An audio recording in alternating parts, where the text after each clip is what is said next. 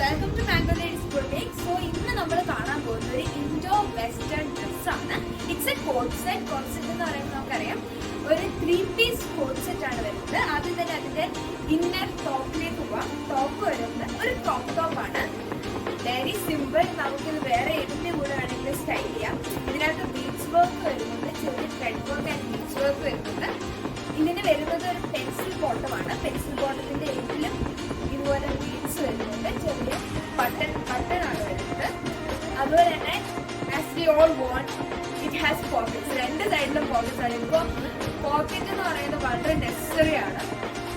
ഇതിന്റെ മെയിൻ ആയിട്ട് നമ്മുടെ കോട്ടാണ് വരുന്നത്.